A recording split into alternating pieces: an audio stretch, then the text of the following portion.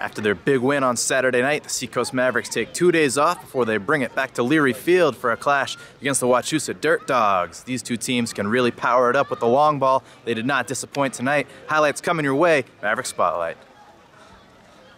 Now, I just told you these two teams have a knack for going deep, but here's the hard evidence. Dawgs way out in front, leading the league with 56. Mavs are 13 behind in second place. To put it in perspective for you though, the average amongst the rest of the league is 26. That's a lot of power. We lead with this youngster, dressed in her speedy outfit, poised to run for second, but not without taking a hard detour towards right field to get started. How we love the on-field events at Leary.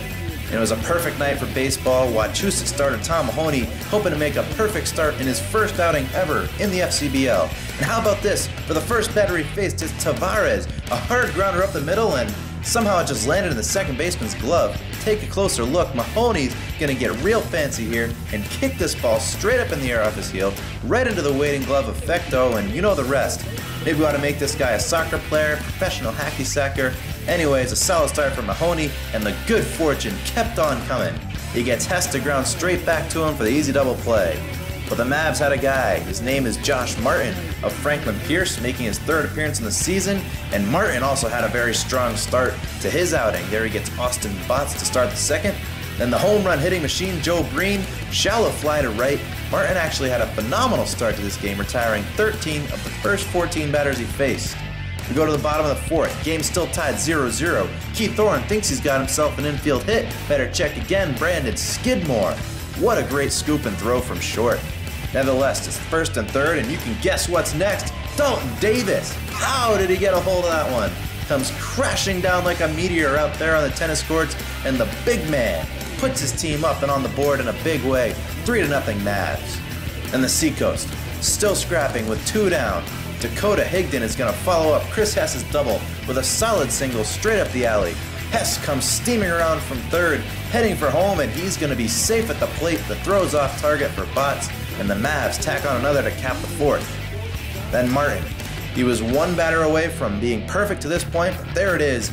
Breen, the home run machine, a towering fly ball to left, his 9th of the season. That's second best in the league, only behind teammate Mike Corrin. Dawgs take one back in the 5th. Now to the 6th. Coach Dave Adam described it as such. Martin simply hit a wall. He walks Mattingly Roman in to load the bases with no outs. So we get a little powwow in the hill.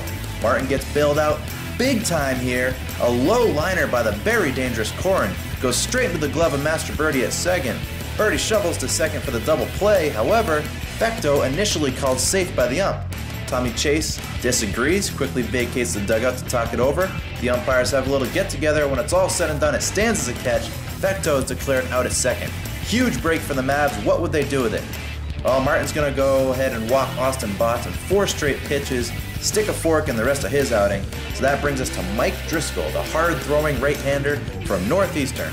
Pitched 2 quality innings in the Mavs' last win at Nashua. Could he pull his team out of the jam in the 6th? The answer was no, not before Curtis White drives one to center. That allows Romanen and Bonapane to score, trimming the Mavs' lead to 4-3. We go back to hacky sack Mahoney. He's hanging in there, freezes Oren with a looping breaking ball. Then it's Dalton Davis. With revenge on his mind, Mahoney takes Davis to the junkyard here, literally 5 pitches, 5 off-speed junk balls, and Davis finds himself a great big ceiling fan in the wreckage. Sweet revenge for Mahoney after that 3-run blast. Top of the 7th, back to Driscoll, and that ball is mashed. Evan Brown's taking him way downtown with that one. The equalizer. Dirt Dogs have dug their way back into this game, all knotted up at 4. Next batter, Bonapane. Hold up. Ryan Gendron doing his best Matt Brill out there in center, slides under it with style and pops up with a smile for out number 2. And Richard Fecto changed that number on his back from a 5 to a strike 3 to end the top of the frame. Now it's the Mavericks' turn to have a little fun on offense. David Hopkins with a perfectly laid bunt. It's good for a single. Moves Dakota Higdon representing the go-ahead run into scoring position. Martin Tavares does his job admirably with the sacrifice bunt. It's 2nd and 3rd with 1 away from Mike Mastroberti. And look out, wild pitch soars to the backstop. Silva having all kinds of control issues on the mound. Higdon comes in to score, puts the Mavs back on top 5-4. However, a strikeout by Mastroberti and this easy flyout by Merritt would leave Hess stranded at third to end the inning. no insurance taken by the Seacoast, headed to the 8th. And now it's Austin Botts chasing the blazing fastball up and away, but he connects and he gets plenty of it to put that pitch out of the park to left field. Matt Brill can't believe it as Big Botts pushes Wachusett into the lead for the first time tonight, 6-5. Then it's junior Josh Jakes doing his best to keep this one a one-run ball game.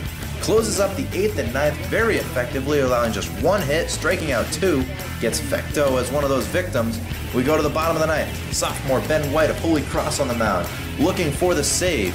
But recall this Mavs team, they've got a handful of big comeback wins this season, and a leadoff walk for Higdon is just what they're looking for.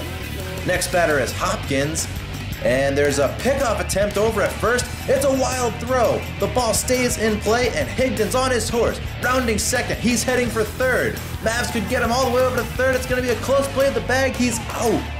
And the throw just in time. A huge break for the Dirt Dogs. The aggressive base running is a bust for the Mavericks, but hang on a minute here. White still unable to lock in on the zone. Walks Hopkins on the 3-2 count, and the go-ahead run is to the plate. It's the league batting leader, Martin Taveras, not the hero tonight. Flies out to third and makes the second out of the bottom of the 9th here. So it's the veteran, Mastroberti. At the plate, he gets a solid piece, drives it to center, but it's right into the glove of Bonapane. And that would do it, folks. Final score 6-5. The Mavs really let one slip at home, falling to 21-23 as Austin Botts does them in with the go-ahead 2-run shot. But no time left to dwell on this loss. Seacoast needs to gear up for their pivotal matchup tomorrow evening against the Martha's Vineyard Sharks, a trip that will likely begin around 10 a.m. for the Mavs. Brings them to the island where they need a serious win to pull within a game of even with their divisional rival, who currently holds second place in the East. Well, these teams certainly like to make it interesting, folks. That's a big-time win for the Dirt Dogs as they try to keep themselves afloat in this playoff race. The Mavericks still looking strong there in third with an all-important game coming up tomorrow on the Vineyard against the Sharks. And they bring it home for 4 straight games. Make sure you come on down to Leary Field Thursday, Friday, Saturday, Sunday. We're knocking them off. Mavericks playing some good baseball. Craig Grotto signing off. Maverick Spotlight.